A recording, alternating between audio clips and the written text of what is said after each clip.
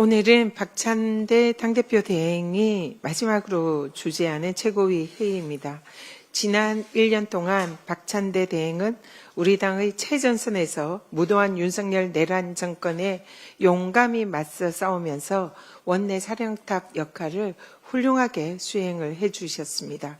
원내의 다양한 목소리에도 귀를 기울이고 당원과 격의 없이 소통한 박찬대 대행의 발걸음은 당원 주권 시대로 나아가는 이정표였습니다. 그 발걸음이 이재명 정부가 열어낼 새로운 국민 주권 시대의 디딤돌이 될 것이다 확신합니다.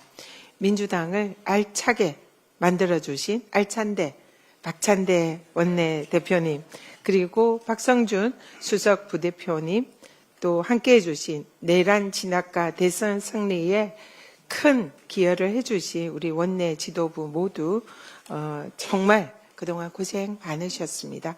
진심으로 감사드립니다.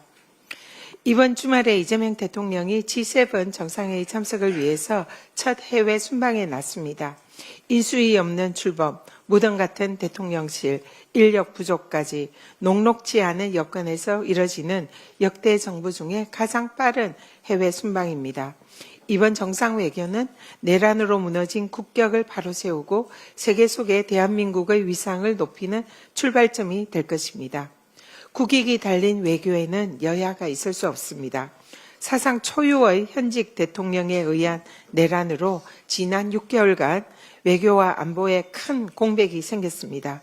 집권 여당이었던 국민의힘도 그 책임에서 자유로울 수 없습니다.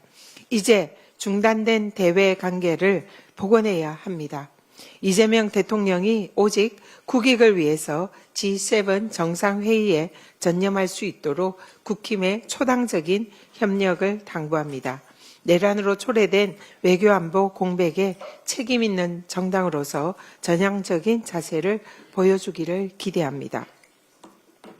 반성과 쇄신에 매진해야 할 국힘의 이전 투구가 그야말로 목불인견입니다.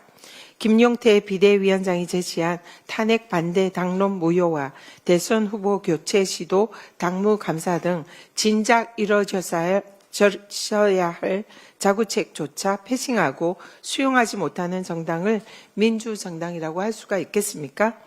국민의힘의 진정한 살 길은 친한도 아닌 친국민임에도 알량한 권력 유지를 위해서 당권 싸움에만 골몰하고 있습니다.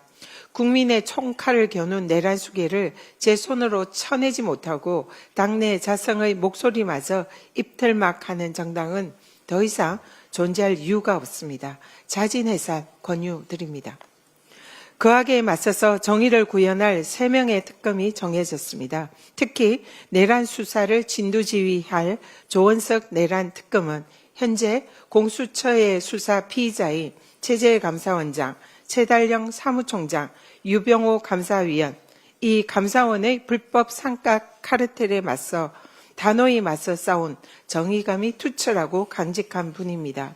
제가 국민권익위원장 시절 윤석열 정권의 공포스런 탄압에 혼자서 고립무원으로 정권과 맞짱 떠서 싸웠을 때에 당시 일면식도 없었던 조은석 감사원 주심위원은 제 모든 혐의가 억울하게 조작된 것이라며 용감하게 진실을 밝혀주셨습니다.